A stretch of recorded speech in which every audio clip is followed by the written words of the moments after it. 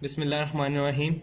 Exercise 2.4, question number 1. If alpha beta are roots of the equation, equation क्या है? X square plus p x plus q is equal to 0, then evaluate.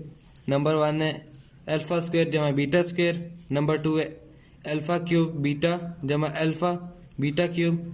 और number 3 है alpha और beta जमा beta और alpha. सबसे पहले हम इस इक्वेशन में से ए बी और सी की वैल्यूज़ निकाल लेंगे. ए इज़ इक्वल टू 1 आ गया, B is equal to P आ गया, और C is equal to Q आ गया. कैसे? जो टर्म एक्स स्क्वेयर के साथ होगी उसको 1 उसको ए पुट कर लेंगे, जो एक्स के साथ होगी उसको बी, और जो कांस्टेंट होगी उसको सी. सो सबसे पहले हम फाइंड कर लेंगे सम और product. Sum is equal to minus b over A. So b की जगह आ जाएगा पी, तो ये आंसर क्या आ जाएगा? Minus P. और alpha beta is equal to C over A. So C कितना है? क्यू. सो ए कितना है? 1, और आंसर क्या आ गया? क्यू. तो पहला क्वेश्चन है हमारे पास अल्फ़ा बीटा. अब हमने वैल्यू फाइंड करनी है पहला पार्ट की, अल्फ़ा स्क्वेयर जमा बीटा स्क्वेयर.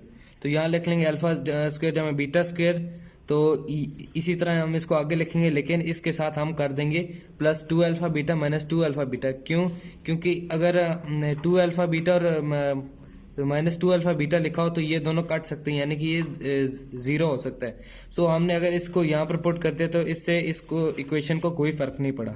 तो ये पूरा कितना हो जाएगा? अल्फ़ा जमा बीटा होल स्क्वायर, और ये हम ऐसे लिख देंगे माइनस 2 अल्फ़ा बीटा. तो ये जो अल्फ़ा जमा बीटा है ये कितना है? Minus P. तो यहाँ लिख देंगे माइनस पी होल स्क्वायर. और जो अल्फ़ा बीटा वो कितना है? क्यू. तो यहाँ लिख देंगे 2 इंटू क्यू. तो जो हमारा आंसर आ जाएगा वो होगा P square minus 2 Q. Part number 2 है अल्फ़ा क्यूब बीटा जमा अल्फ़ा बीटा क्यूब. इन दोनों टर्म में से हम अल्फ़ा बीटा को यानी कि ले लेंगे, इसका कॉमन ले लेंगे, और बाकी क्या बच जाएगा? अल्फ़ा स्क्वायर जमा बीटा स्क्वायर. तो इसी में जैसे हमने पिछले क्वेश्चन में किया था जमा 2 alpha beta minus 2 alpha beta, इसी तरह हम यहाँ पर भी अप्लाई कर देंगे. इसका होल स्क्वायर बन जाएगा और ये इस तरह आ जाएगा, और ये जिस तरह पिछले सवाल का आंसर आया था उसी तरह ये लिख देंगे, लेकिन हमने यहाँ पर अल्फ़ा बीटा की जगह क्यू लिख देंगे. तो हमारा आंसर आ जाएगा Q into P square minus 2 Q. Part number 3 है अल्फ़ा और बीटा जमा बीटा और अल्फ़ा. जब भी फ्रैक्शंस में हो पार्ट और दरम्यान में प्लस हो तो हम उसका एलसीएम ले लेते हैं. एलसीएम लेने के बाद जो ऊपर वाली टर्म होगी वो हो जाएगी अल्फ़ा स्क्वायर जमा बीटा स्क्वायर, और नीचे क्या बन जाएगा? Alpha beta.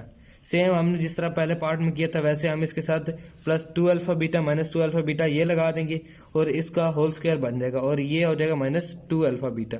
इन अल्फ़ा जमा बीटा की वैल्यू पुट की तो माइनस पी होल स्क्वायर आ जाएगा, और माइनस 2 इंटू अल्फ़ा बीटा की जगह क्यू आ जाएगा, और यहाँ पर भी क्यू आ जाएगा. तो इसको जब हम सॉल्व करेंगे तो हमारे पास जो आंसर आएगा वो होगा P square minus 2 Q over Q. तो ये हो गया इसका आंसर.